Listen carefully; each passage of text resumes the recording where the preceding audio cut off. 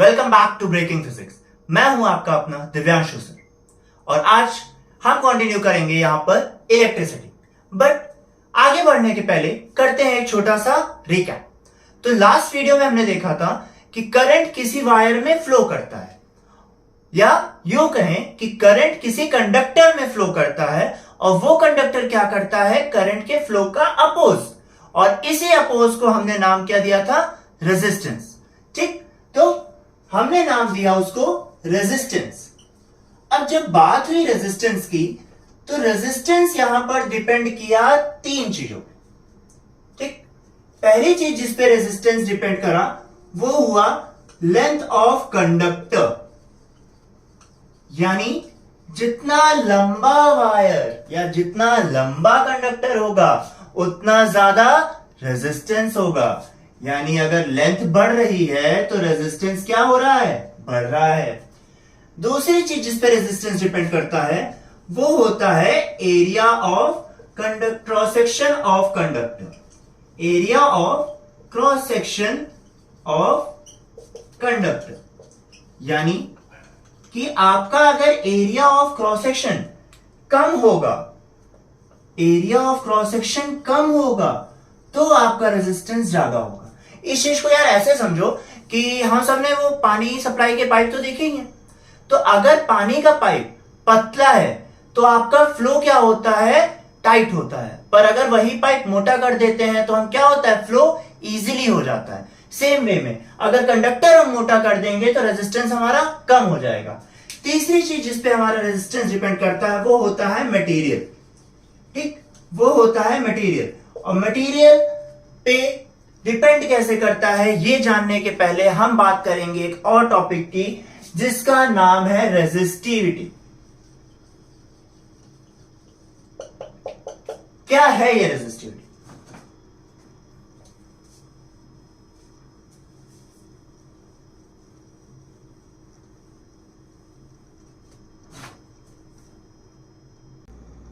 Resistivity,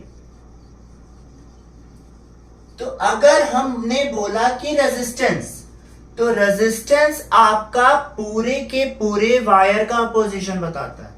but अगर हम किसी मटेरियल की प्रॉपर्टी समझना चाहें तो हम बात करते हैं रेजिस्टिविटी से, या इसी का दूसरा नाम होता है स्पेसिफिक रेजिस्टेंस। क्या होता है दूसरा नाम? Specific resistance. अब स्पेसिफिक रेजिस्टेंस क्या है, रेजिस्टिविटी क्या है, इसको ऐसे समझो।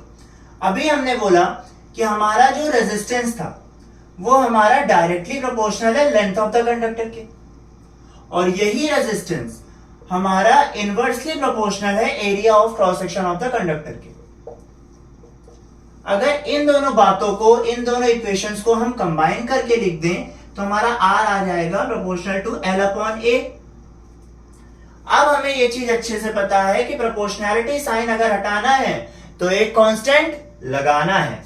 तो यहां पर जो कांस्टेंट यूज होता है इस प्रोपोर्शनैलिटी साइन को हटाने के लिए उसे हम बोलते हैं रेजिस्टिविटी। ये जो साइन है यही है रेजिस्टिविटी, और इस साइन को हम बोलते हैं रो। ठीक है, अब रेजिस्टिविटी की बात हो तो यार याद रखना रेजिस्टिविटी की भी एक स्पेसिफिक यूनिट होती है, और वो यूनिट होती है ओम मीटर।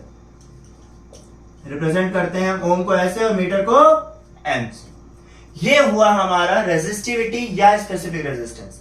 ये जो हमारा स्पेसिफिक रेजिस्टेंस है ये आपकी मटेरियल की क्वालिटी बताता है। जैसे कि आपका कॉपर हुआ, एल्यूमिनियम हुआ, इसकी रेजिस्टिविटी बहुत कम होती है, इसलिए ये बहुत अच्छे कंडक्टर्स हैं, ये करंट का फ्लो बहुत इजीली करने देते हैं। बट वहीं दूसरे हाथ पर रबड़ हुआ, प्लास्टिक हुआ, इनकी रेजिस्टिविटी बहुत हाई होती है, इस वजह से ये इंसुलेटर्स होते हैं, कंडक्टर्स नहीं होते हैं, और ये करंट का फ्लो नहीं होने देते हैं। इतनी चीज क्लियर हुई? आगे बढ़े अगले टॉपिक पे। ठीक है, तो बिना टाइम वेस्ट किए अगला टॉपिक। हमने बात किया था रेजिस्टेंस। तो यार रेजिस्टेंस डेवलप किससे हो रहा है? रेजिस्टेंस डेवलप हो रहा है रेजिस्टर्स से। रेजिस्टेंस डेवलप हो रहा है रेजिस्टर्स से। ठीक, रेजिस्टर क्या है यार? कोई भी चीज जो बाधा दे, जैसे आपके कमरे में ट्यूबलाइट लगा हुआ है, फैन लगा हुआ है, ये सब क्या है? ये अलग अलग तरीके के रेजिस्टर्स ही हैं, ठीक है। अब इन रेजिस्टर्स को आपस में हम कंबाइन कैसे करेंगे, उनको जोड़ेंगे कैसे, ये है हमारा अगला टॉपिक। उसको हम बोलते हैं क्या?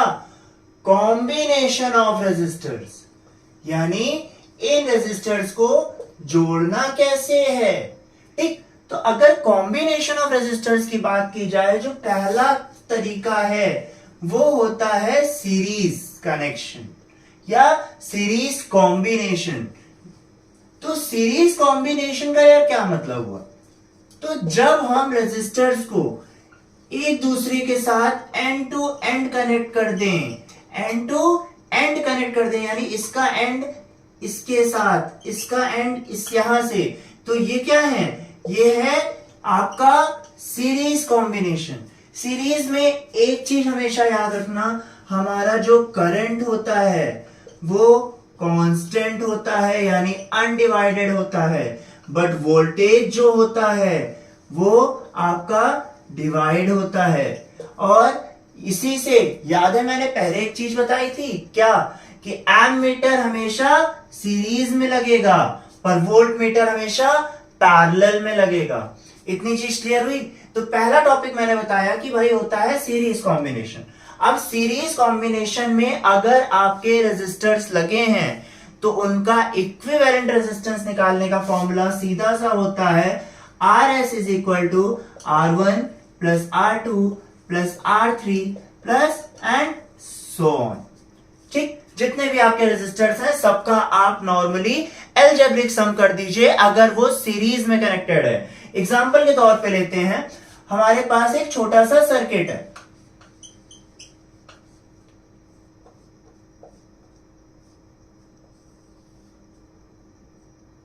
ठीक है। ये प्लस हो गया, ये माइनस हो गया।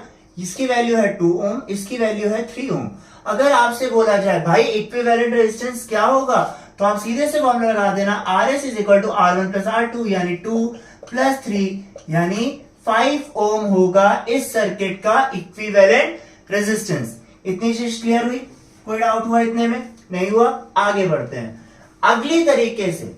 यार इसके अलावा जो दूसरी तरीके से हम कनेक्शन या कॉम्बिनेशन करते हैं वो होता है हमारा पैरेलल कॉम्बिनेशन। अब पैरेलल कॉम्बिनेशन में क्या है भाई? सीरीज में हमने क्या किया था, हमने एंड टू एंड चेन की तरह उन्हें कनेक्ट कर दिए थे।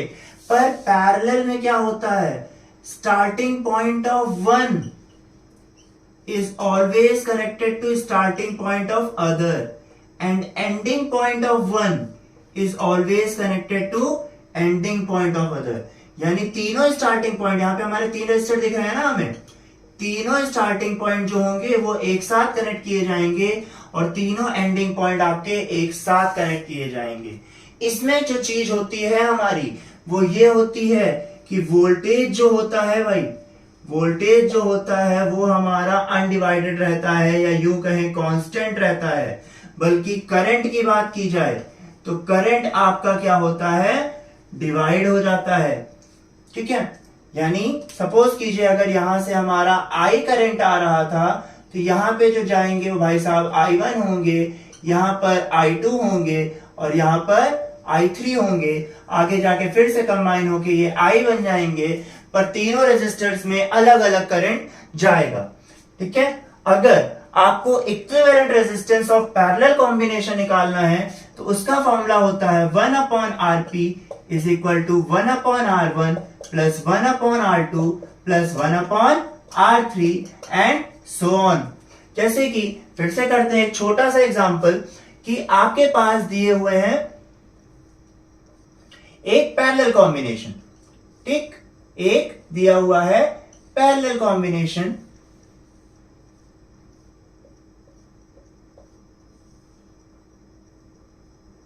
ये प्लस ये माइनस करंट का फ्लो, ये है आपका 5 ओम का और ये है आपका 10 ओम का। तो हमें फॉर्मूला पता है 1/Rp is equal to 1/5 plus 1/10। LCM लेंगे हम 10, 2 प्लस 1 यानी 3/10, यानी यहां से अगर आरपी की वैल्यू आपसे पूछी जाए तो हो जाएगी 10/3 यानी 3.33 ओम। ठीक, तो हमने बात की सीरीज की भी, पैरेलल की भी, लेकिन याद रखने वाली बात यहां पर जो है वो ये है कि अगर करंट हमें मैक्सिमम देना है तो रेजिस्टेंस कितना होना चाहिए, मिनिमम, और रेजिस्टेंस मिनिमम होता है पैरेलल में।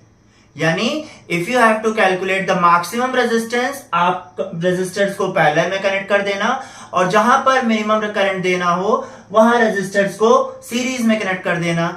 आपके घरों में कौन सी वायरिंग होती है ये हम डिस्कस करेंगे नेक्स्ट वीडियो में। इसके साथ और भी कई इंटरेस्टिंग टॉपिक्स अभी हैं, बहुत ही इंपॉर्टेंट टॉपिक्स अभी बाकी हैं, वो भी डिस्कस करेंगे नेक्स्ट वीडियो में।